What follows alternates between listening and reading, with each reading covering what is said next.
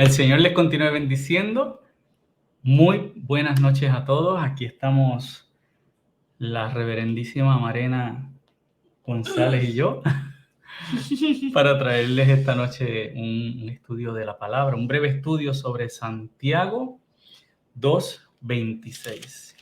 Y en esta noche estaré yo dirigiendo el estudio y Marena estará comentando y añadiendo de su sabiduría María. a este precioso estudio. Así que saque su Biblia. ¿Tienes tu Biblia por ahí? Mírame, saca tu Biblia. No me digas que la tienes digital y que sí, que sé yo. No, mira.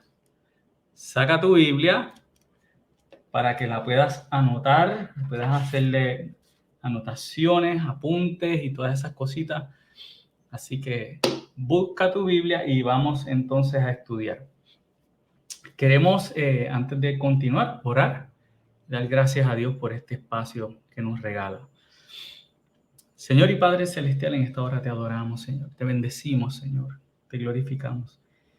Y te pedimos que tu nombre sea engrandecido en esta noche, que recibas la honra y la gloria de todo lo que hagamos aquí. Y que tu palabra sea exaltada. Y que te podamos conocer más a través de ella, Padre. En el nombre de Jesús, bendice a todo aquel que está escuchando, a todo aquel que esté viendo esta clase hoy o mañana o en el futuro.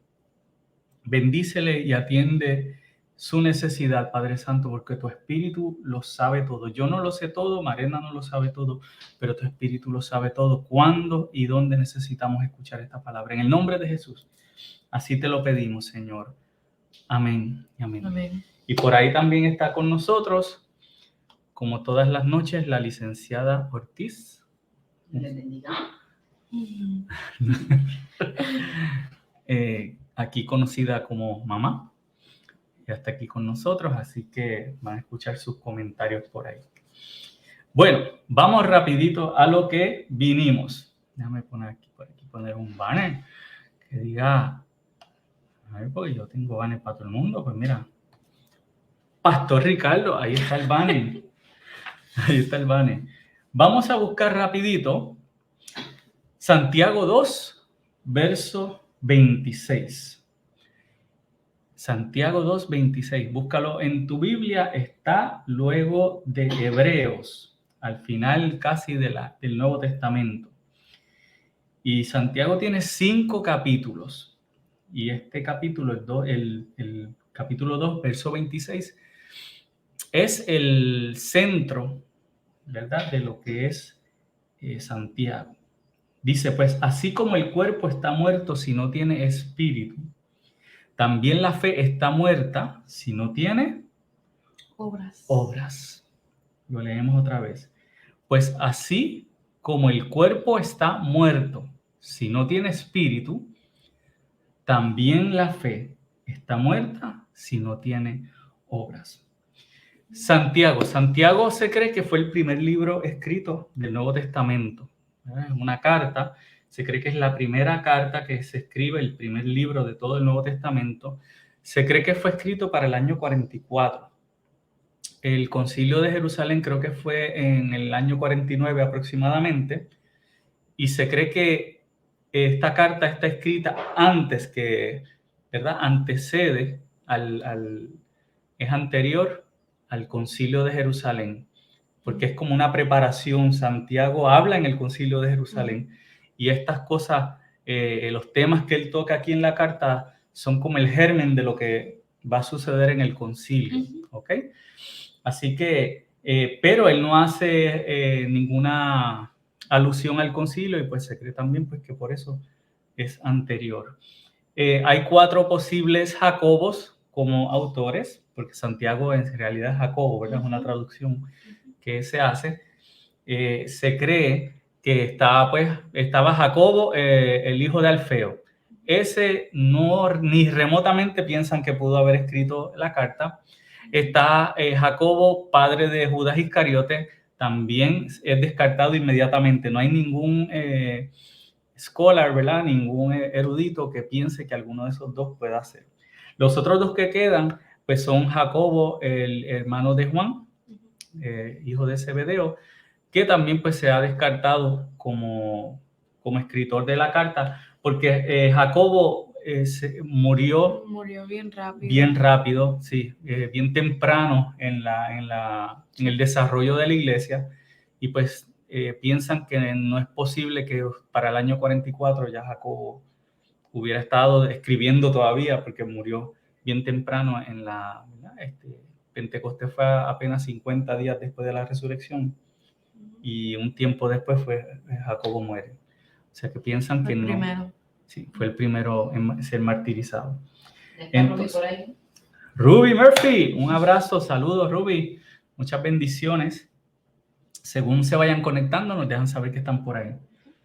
Escriben, ¿verdad? Escriben su nombre para saber que son ustedes. Y entonces, pues, el que nos queda, el cuarto Jacobo que nos queda es Jacobo, hermano de Jesús y hermano de Judas, pero no Judas el Iscariote.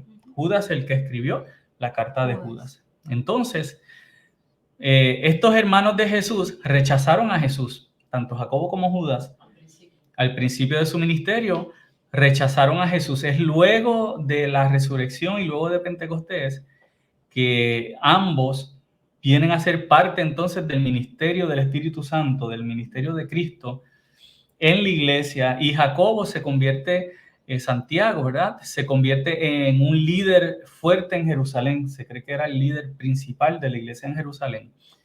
Y Judas también, pues luego viene y escribe la carta de Judas.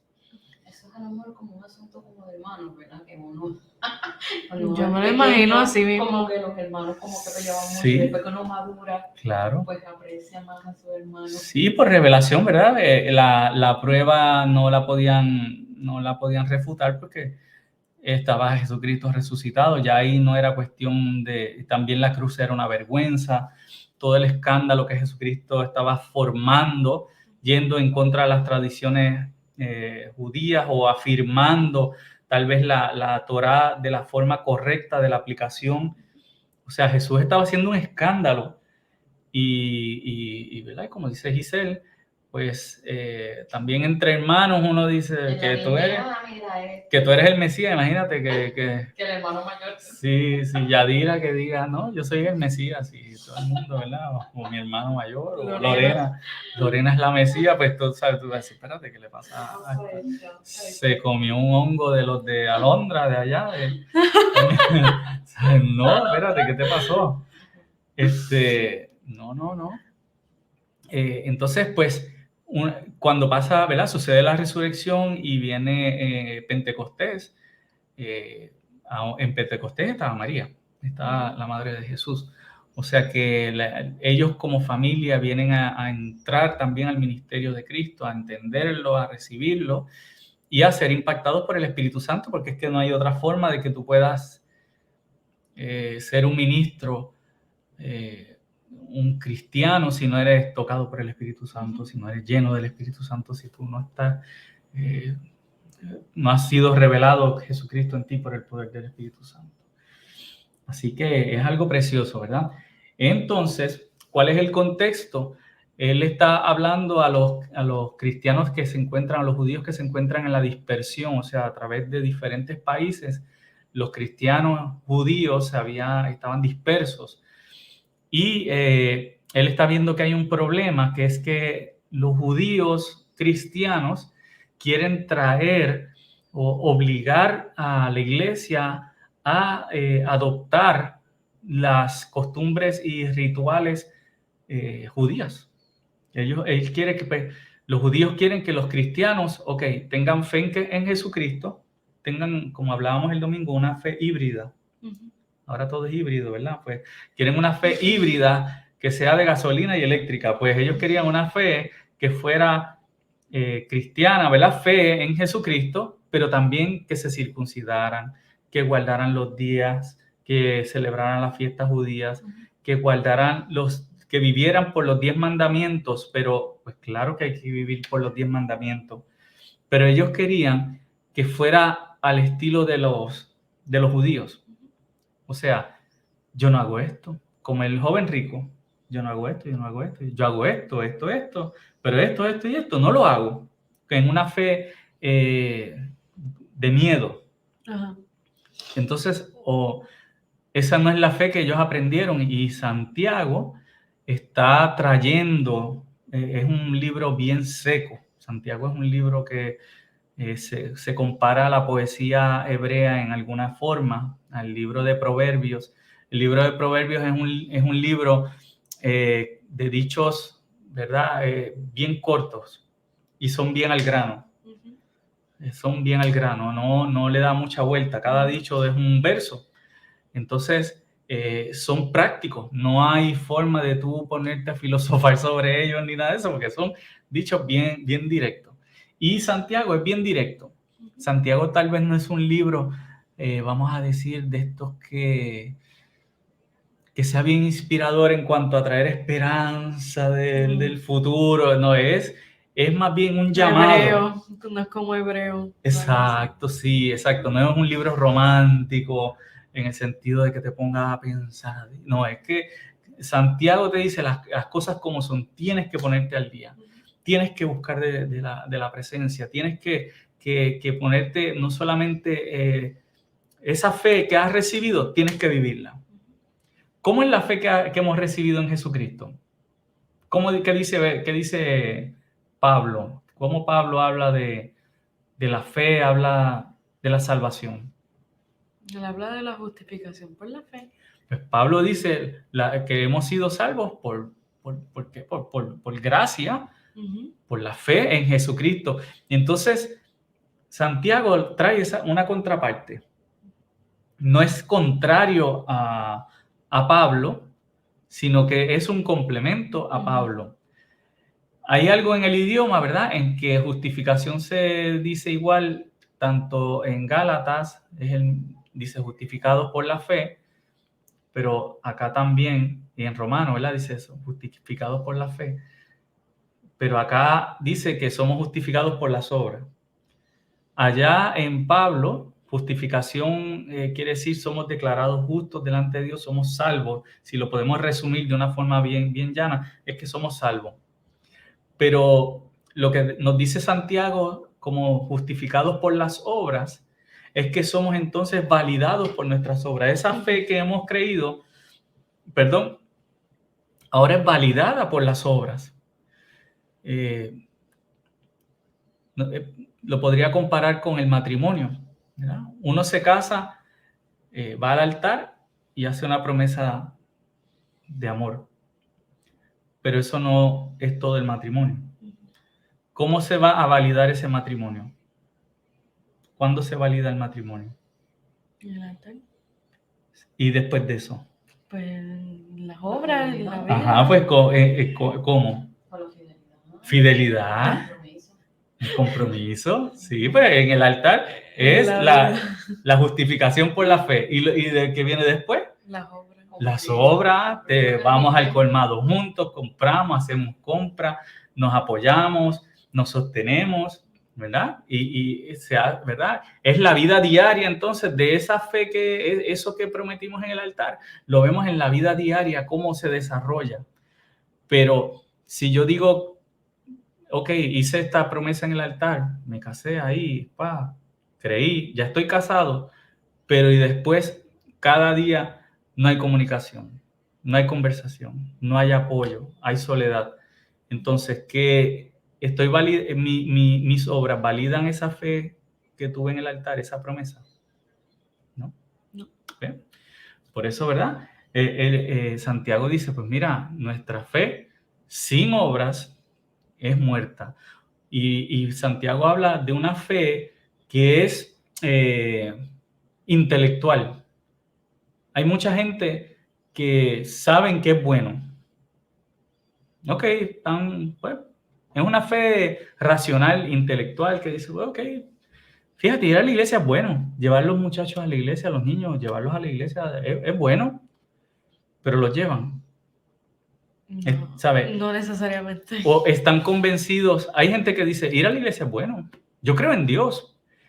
Pero Santiago dice, los demonios también creen y tiemblan. O sea, los demonios tienen un conocimiento intelectual de Dios.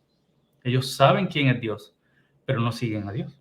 Entonces, Santiago dice, no es solamente el conocimiento, sino entonces, ¿qué hago con ese conocimiento? Si es realmente en mí una convicción de que, lo mismo hablamos, o sea, hay gente que piensa que ir a la iglesia es bueno, hay que ir a adorar a Dios, ir a adorar a Dios es bueno, por eso yo mando a los nenes, pero no van ellos, o por eso, sí, vayan, eso es bueno, pero no dicen, esto es necesario y es esencial en mi vida, esto es parte de mi vida diaria. ¿Ves? Así que tal vez tú le puedes preguntar a cualquiera, leer la Biblia, bueno, te puede decir intelectualmente, racionalmente, sí, es bueno, pero lo hacen, ven que es parte de su vida, que es esencial, que es como comer, como respirar. Entonces, del dicho al hecho hay un gran trecho. Por ahí está Michael Vick y está Pablo. ¡Michael B! Y Saimiris está por ahí también. Y Saimiris, te adoramos, Saimiris. Qué bueno. Y Paulo, el maestro, muy bien, excelente. Qué bueno. Y quería decir que una de las clases de Senda estábamos explicando que aquí en Puerto Rico el problema no es que la gente no cree en Dios ni que odian a los cristianos. El problema es que la gente cree y saben que Dios existe y no hacen nada.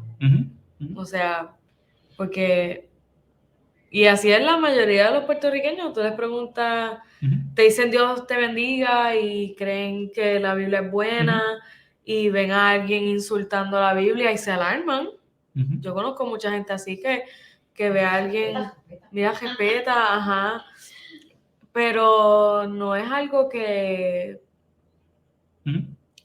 lo toman en práctica de una manera seria. Sino que es como que es bueno, pero pues... Pero yo no lo necesito en este momento. Exacto.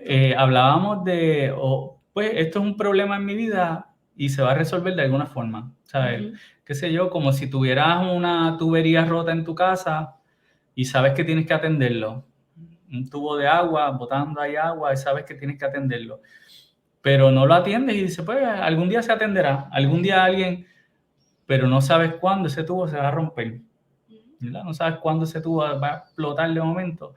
Y así mismo nosotros, como es nuestra vida espiritual, la relegamos a que algún día la vamos a atender. Algún día la vamos a atender, pero no sabemos cuándo va a ser el día que el Señor nos llame y nos encontremos en su presencia. Y ¿Cuándo atendiste? ¿Quién te dio permiso a entrar a mi casa?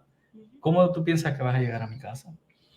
Había un predicador que decía, ¿verdad? Y en cuanto a la fe que justifica, él decía, porque una persona sea buena, tú la dejas entrar a tu casa y que se quede en tu casa. Una persona que toque ahora mismo la puerta y diga, tum, tum, tum. Sí, bueno, déjame entrar a tu casa porque yo soy bueno. Y tal vez es bueno de verdad, pero tú lo conoces. No, ¿cómo lo conoces? Cuando hay una relación, ¿verdad? Entonces, un pastor que estaba predicando decía, si tú no dejas entrar a nadie a tu casa porque sea bueno, tú los dejas entrar cuando tienes una relación con ellos. ¿Verdad? Y ellos te conocen a ti. Entonces, el cielo, que es un lugar precioso, puro, santo, que es la casa del Señor, podemos entrar simplemente porque seamos buenos. Vamos a entrar porque tengamos una relación con Dios, ¿verdad? Y respetemos su, ¿verdad? Si Él nos dice, antes de entrar aquí tienes que quitarte los zapatos, pues tendremos que quitarnos los zapatos, tendremos que hacer, ¿verdad? Lo que Él nos ha dado a hacer. Y dice la palabra, ¿verdad? En Efesios que Él nos ha dado obras de antemano, están puestas ya para que andemos en ellas. O sea, no te tienes ni que inventar las buenas obras. No tienes que inventarlas. Ni eso. No tienes que inventarlas porque ya están dadas. O sea, y Dios espera. Es la única religión que te demanda un estilo, de una moral. O sea, ¿por qué? ¿Por qué yo siempre me pregunto, ¿por qué nosotros tuvimos que escuchar el mensaje del Evangelio? ¿Verdad? Un mensaje que no es solamente de meditar y de sentirte así bien liviano, sino que te demanda un estilo de vida ético, elevado, santo, que tú no lo tienes que producir, que lo produce es producto del Espíritu Santo en ti y tú vas respondiendo y el Espíritu te va llamando y te va llamando la atención sobre las cosas y tú vas entonces haciendo, ¿verdad? Y Santiago está en esa batalla con esta gente, le está diciendo, ustedes están buscando una fe racional que diga, yo creo en Cristo, ahora puedo hacer lo que me da la gana. Yo creo en Cristo, pues como creo en Cristo, no estoy respondiendo a lo que el Espíritu Santo me está llamando a hacer, ¿verdad? Entonces, si vemos así, vamos a ver, de momento me da con, mire, vamos a ver la Biblia así por encimita. Mire las perícopas. ¿Sabe lo que son las perícopas? Estas titulitos negros. Esos titulitos se llaman perícopas. Vamos a ver si los ven ahí. ¿Ok? Esos son las perícopas. Son los titulitos negros. Y si usted los va leyendo, va a encontrar en ellos que son prácticos, ¿ok? Mire, en el capítulo 1, la sabiduría viene de Dios, que es bien sencillo. Tú tienes falta de sabiduría, pídesela a Dios. Dios te va a dar. Pero no dudes, no estés en duda todo el tiempo. Tienes que confiar que Él te va a dar. Poniendo en práctica la palabra. Amonestación contra la discriminación. ¿Viste eso? Que no le des el primer asiento a alguien en la iglesia porque esté bien vestido y al pobre lo dejen en la parte de atrás. Sino que no discrimine. Esto es práctico, ¿ok? Ahí es que tenemos el capítulo 2, la fe sin obras es muerta. En el capítulo 3, la lengua. No hables de nadie, no hables de más. ¿Cómo describe la lengua? Que es como un fuego, ¿verdad? Que es como un fuego que enciende un gran bosque. Y la lengua es algo que, mire, destruye las iglesias, la murmuración, destruye la vida de una persona, ¿verdad? Y entonces vemos que Santiago es muy práctico. La amistad del mundo es enemistad contra Dios, eso lo has escuchado 1,000,000 de veces. Nada sabemos del mañana. Nada sabemos del mañana. Hubo un joven en la iglesia un tiempo bien impetuoso, que siempre que me decía, mira, yo voy a hacer esto, voy a hacer aquello, y voy a hacer aquello otro, y yo le decía, si Dios quiere. Hasta que un día me dijo, ¿por qué tú siempre dices si Dios quiere? ¿Tú no tienes fe? ¿Qué te pasa a ti? Que todo es si Dios quiere, si Dios quiere. Eso lo dice la gente por ahí. Y yo le dije, no, eso lo dice la palabra. La palabra en Santiago dice, no digas, yo voy a ir y voy a negociar y voy a vender y voy a comprar, sino tienes que decir, si Dios quiere, iremos, haremos, ¿verdad? Eso lo dice Santiago 4, verso 15. Si el Señor quiere, vamos a ir y vamos a hacer, ¿ok? Que no son dichos de pueblo. Contra los ricos habla. La oración del justo puede mucho. El que haga retornar a un pecador de su camino cubrirá multitud de pecados. Si hay alguno enfermo, que haga oración y llame a los ancianos. ¿Ver? Santiago está lleno de vida práctica cristiana. Y en eso, ¿verdad? Él menciona 2 personas que vamos a ver rapidito, porque no quiero tomarle mucho tiempo. No quisiera alargar demasiado el estudio que se me canse. ¿Qué tú crees? Yo quiero decir algo. ¿Tú quieres decir algo? Sí.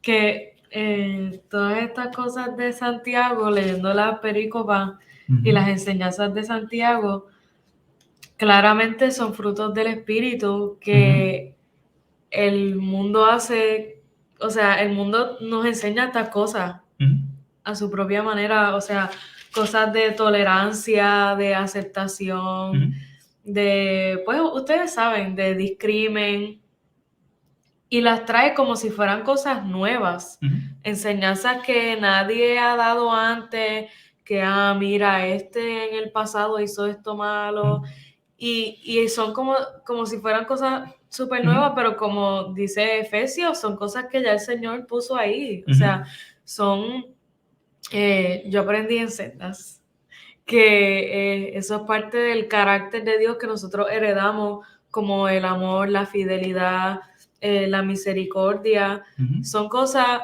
no los atributos de Dios, eso es lo que es de Dios, pero el Señor nos hace que nosotros heredemos su carácter, que es de bondad, de amabilidad, de amor, de paciencia, y todas esas cosas son el fruto del Espíritu. Y no son cosas nuevas, son cosas que han estado desde el principio de la creación y el mundo las enseña a su manera. Exacto, el mundo le pone su saborcito, el saborcito del pecado. Entonces, el mundo, tal vez, ¿verdad? Al cristiano el mundo le dice, no, pero tú no puedes estar enseñando moral aquí, eso es moral y pues la moral es relativa y todo cosa que está. Pero entonces te enseñan su moral y su moral es la que es. Entonces tú dices, pero espérate, no puedo enseñar moral, pero tú puedes enseñar tu moral y tu moral es absoluta, pero la mía no, ¿sabes? Y cuando nosotros terminamos necesitando que Hollywood valide nuestra moral, o sea, que Hollywood nos enseñe moral, que Hollywood nos enseñe cómo aceptar personas, qué es la equidad, qué es la... O sea, el amor. El amor, ¿cómo terminamos ahí? Con Hollywood, enseñando moral y siendo los jueces y los señores Big Tech, ¿verdad? Los fundadores de Facebook, esto, aquello, lo otro. ¿Cómo terminamos nosotros con ellos siendo los que dicen a quién censurar, a quién no y qué es la moral? ¿Verdad? Y eso es parte de esto. Todo eso está ahí, ¿verdad? Que le hubiera escrito Santiago tal vez, pero Santiago se está refiriendo, ¿verdad? En este caso, a la iglesia. Si usted ve los escritores del Nuevo Testamento y sobre todo en el Nuevo Testamento, no dirigen sus palabras afuera, más bien dirigen sus palabras a la iglesia. ¿Cuál es el rol de la iglesia dentro de todo eso que se está dando?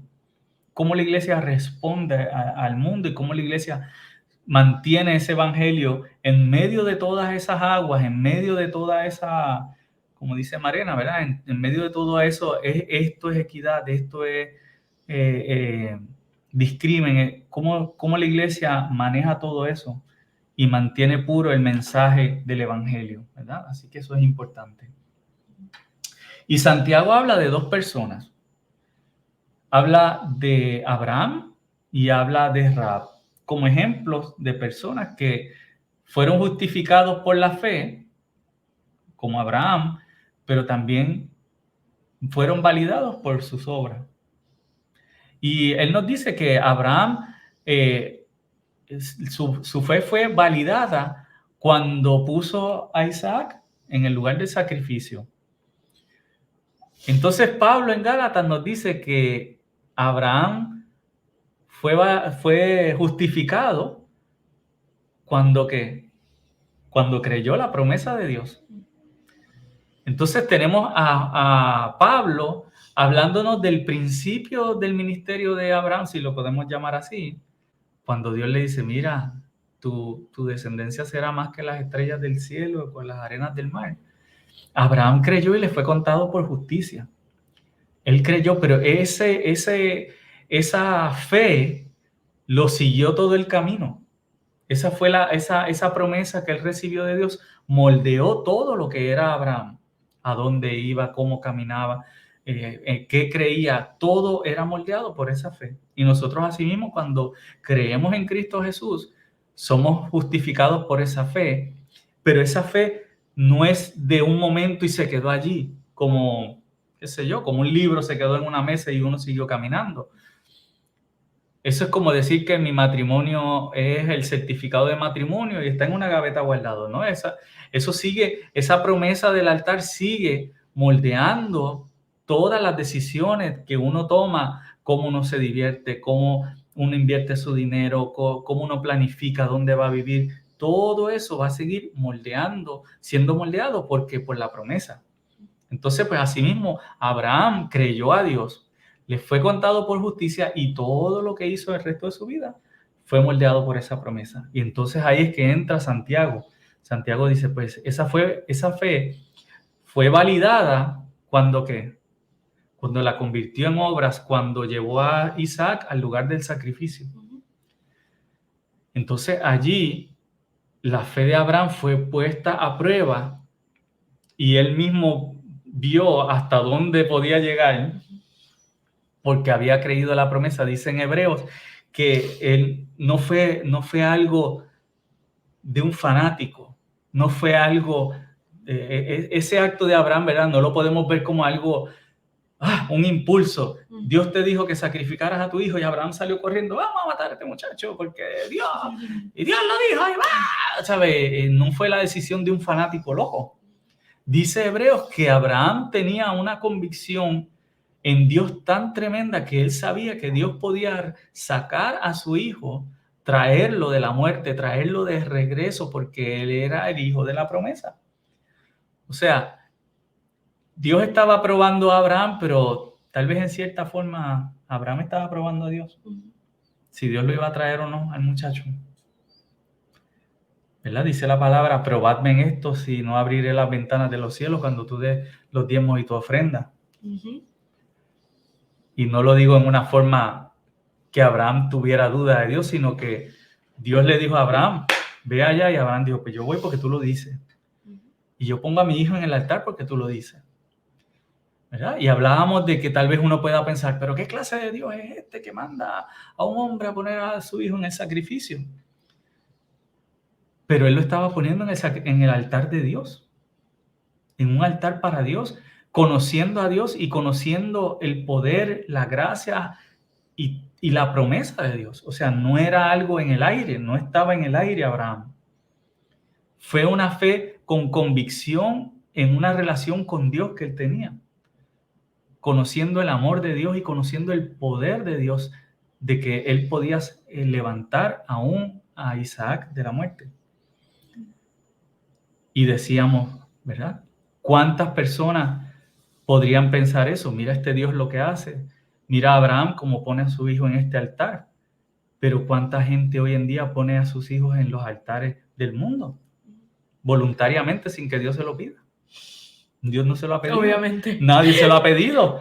Y ellos ponen a su hijo, pero pastor, ¿qué altar es ese? Bueno, pues ponen a sus hijos en el altar de la pornografía, a sus hijos en el altar de la violencia, en el altar de la soledad, que los dejan solos y una computadora es el babysitter, que los dejan sin atención, que los dejan, mira, ahí Nickelodeon es quien y Disney Plus, son los que los educan, los que les enseñan, y mucha gente hoy en día, uno los oye y dejan a sus hijos en blanco, no les dan una base de qué creer, no, que ellos crean y sean lo que ellos quieran, ok, pero tienes que darle un fundamento, tienes que darle algo donde poner el pie para poder entonces tener una base y discernir el mundo. Uno tiene que discernir. Hoy en día discrimen, ¿verdad? La palabra discrimen se oye bien, tiene una connotación negativa, pero discriminar también es yo saber qué he hecho para un lado y qué he hecho para otro, ¿verdad? Discrimen es negativo, pero tengo que discernir, tengo que saber qué es bueno para mi vida y qué no. Entonces, cuando tú no le das eso a tu hijo, pues lo estás poniendo en ese altar, en el altar de sacrificio, pero no es el sacrificio de Dios, es el sacrificio de Baal, de Moloch, de Acera, de los ídolos de este mundo. Por aquí alguien nos escribió algo. Lo escribió. Tremendo libro de Santiago, en sus 5 capítulos, nos enseña cómo enfrentar las pruebas y tentaciones, haciéndonos tener un crecimiento y acercamiento a Dios. Nos enseña a pedir sabiduría, escuchar la palabra, ponerla en práctica, a orar por los enfermos y saber que la oración de fe los sanará y salvará. Ya se acabó la clase, Pau. Ya, pues mira, nos vamos. Bueno, buenas noches a todos. Yo les digo. Excelente, excelente. Eso es. ¿Ya? Y es un libro que, vamos a decir, si usted no lo quiere, lo puede leer en un ratito. En una sentada. En una sentada usted lo puede leer. Pero si no quiere, pues léalo, cójase 5 noches, 5 días y léalo con calma.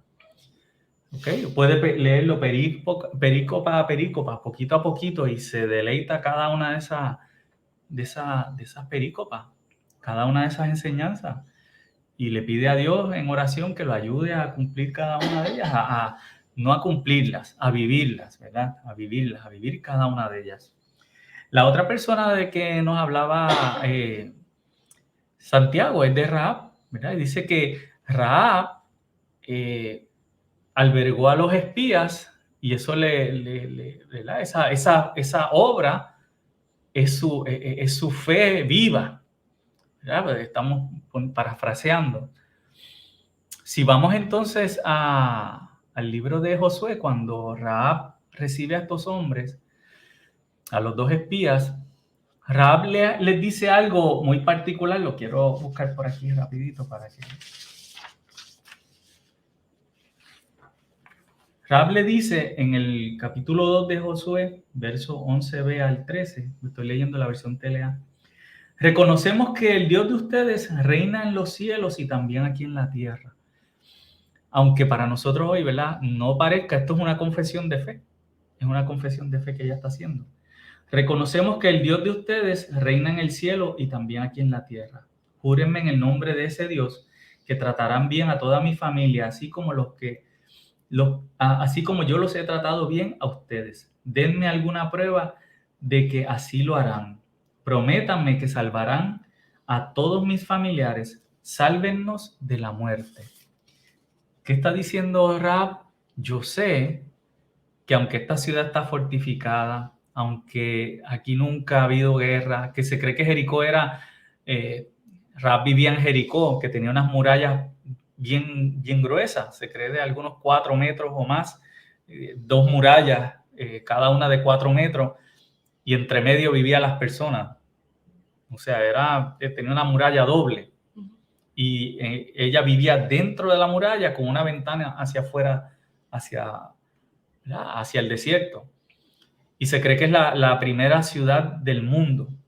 Se cree que es la primera ciudad construida amurallada del mundo, que fue Jericó. Entonces, Rahab dice ¿verdad? En su pensamiento, aunque yo vivo aquí, aunque fue amenazada por las autoridades, fue amenazada por el rey, ella sabía que la estaban vigilando, pero el temor que ella tenía de Dios, ella sabía que Dios era real y que lo que Dios estaba haciendo y las victorias que estaba teniendo el pueblo de Israel en el nombre de Dios eran reales y que la destrucción de la ciudad era inminente. Y Rahab era una prostituta. Eso no quiere decir, Dios no la descartó por eso. Dios no la descartó. La sacó de la prostitución, porque se acabó la prostitución.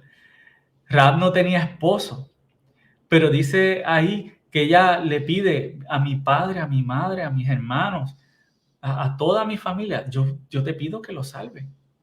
O sea, ella puso la obra de ella, ¿verdad? Fue poner toda su confianza de que Dios iba a salvar a toda su familia. Era el mismo Dios que iba a destruir la ciudad, pero era el Dios que tenía el poder también de salvar. ¿Ves? Entonces, Rahab representa a esa persona que va en contra de la corriente, en contra, tal vez desde abajo, tal vez es despreciado, tal vez es menospreciada, tal vez una persona que no tiene, qué sé yo, el mejor testimonio de vida, tal vez sufrió en la vida, tal vez estuvo sin hogar, tal vez estuvo en el vicio, tal vez estuvo con arranques de ira, sabrá Dios qué, pero conoce a Dios. Y en medio de una sociedad que lo lleva en otro sentido, en sentido contrario, esta persona, por su fe en Dios, ¿verdad? Mira la salvación y la vive.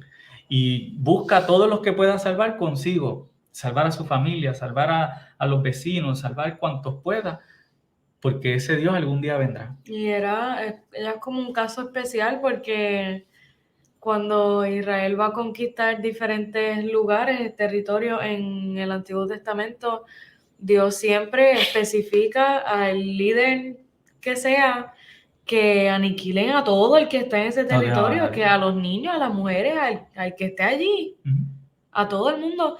Pero entonces, en este caso, vemos, o sea, mucha gente puede ver a Dios como cruel por eso, pero vemos con Rahab que cuando hay un corazón dispuesto a recibir al Señor, hay hay excepciones. Y el Señor mira, no es que hay uno ahí que se quiere salvar y que cree en el Señor y que está dispuesto a cambiar y el Señor lo mata como quiera, sino que cuando hay un arrepentimiento real, el Señor, como uno dice aquí, brega con uno.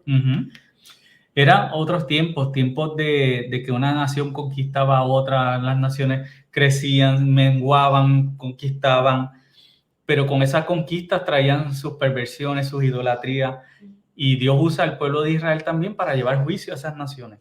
O sea que el pueblo de Israel, sin entenderlo tal vez de esa forma, era un agente de juicio para las naciones que vivían de otra forma, ¿verdad? Y Dios trae al pueblo de Israel para santificar ese lugar, para santificar la tierra, para establecer el nombre.